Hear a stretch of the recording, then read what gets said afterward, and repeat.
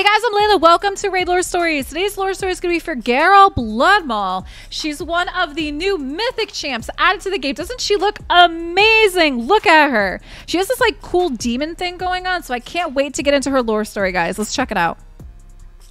The story of Gharol Bloodmaul begins in the bloody months of slaughter that followed the failed invasion of Karak by the Galen Pact. Gharol's clan wandered for years, assuming a nomadic existence. Eventually, they found a place to call their own, and an oasis in the Crochan Desert.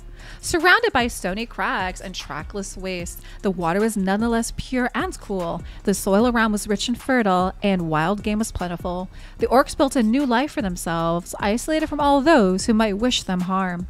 For centuries they lived in peace, but they never forgot the lessons of war. The clan maintained a readiness for battle, though many hoped never to have to fight again. It was into this idyllic, if somewhat hard-scrambled life that Gharol was born.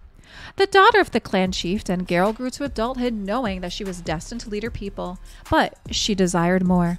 Weaned on the tales of the Galen War and the heroes of old, Gharol desired to taste the fruits of battle for herself.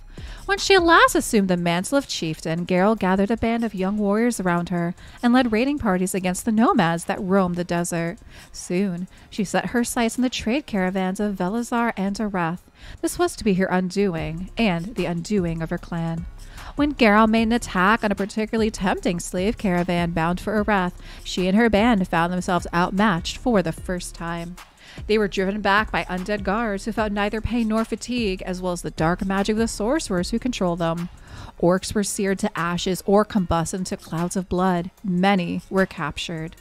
Gharol and her remaining warriors retreated to the safety of the oasis, but the mage lords of Arath had no intention of letting potential specimens get away. They questioned those orcs they captured and forced them to reveal the location of their home. The mage lords acted quickly. Picturing the oasis in their mind's eye, they turned the water of its many pools into foaming, fiery blood, from which undead warriors erupted by the score, attacking the inhabitants. Taken by surprise, the orcs nonetheless fought bravely in defense of their homes and families, but they were no match for the undead horde. After a fierce conflict, Gharol's clan was reduced to a few bloodied individuals, captured for the amusement of Arath's mage lords, including Gharol herself.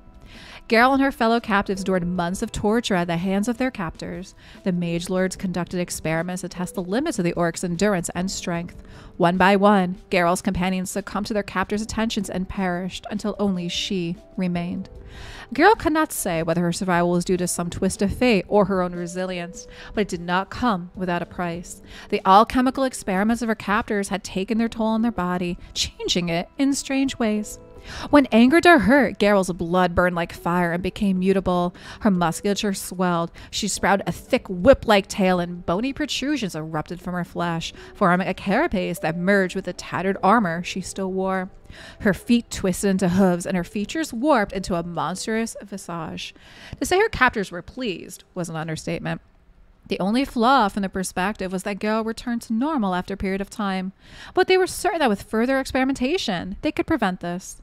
They would not get the chance. Gharol was not idle in her captivity. After some experimentation of her own, she found she could channel her fury and pain and willingly activate the transformation by slicing her flesh and spilling her own flame blood. She hid this discovery from her captors and ceased her resistance, so that they came to believe she was broken in both mind and spirit. As a result, the guards became lax in their duties, seeing her as just another cowed slave. She gave them no trouble as they escorted her to and from the laboratories of the mage lords day in and day out, until they ceased paying attention to her entirely. Gharol seized her chance.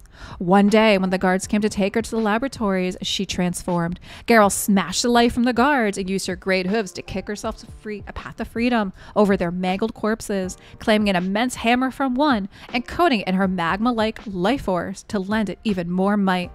She then freed other captives in the slave pens, orc, human, and otherwise, and a general revolt ensued, in which Gharol messily slew many guards and, in the confusion, escaped with as many of the slaves as would follow her.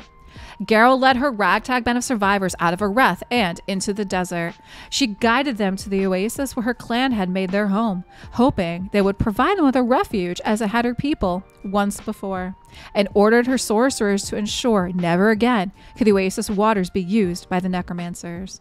Since then, she has drawn others to her banners, orcs, skinwalkers, and Okran seeking a strong leader and a place to settle, nomads hoping to plunder the riches of Areth and other escapees.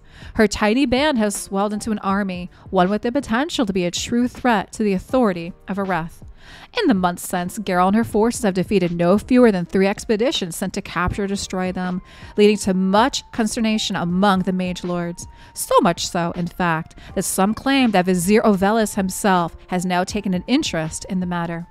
Regardless, Gharol Bloodmaul now prepares her new clan for all-out war against Areth and will betide any who stand in her way. Wow, so what do you guys think of the lore story for our new mythic, Gharol Bloodmaul? I think they did a really good job explaining how she turns into this, and why she, she starts off as an orc and then she transforms into this really cool, demon. And I gotta say, I love that they added, they added in just her design. She looks amazing, you guys. Drop us some comments down below on what you think of this lore story for Gharol, and thanks so much for watching.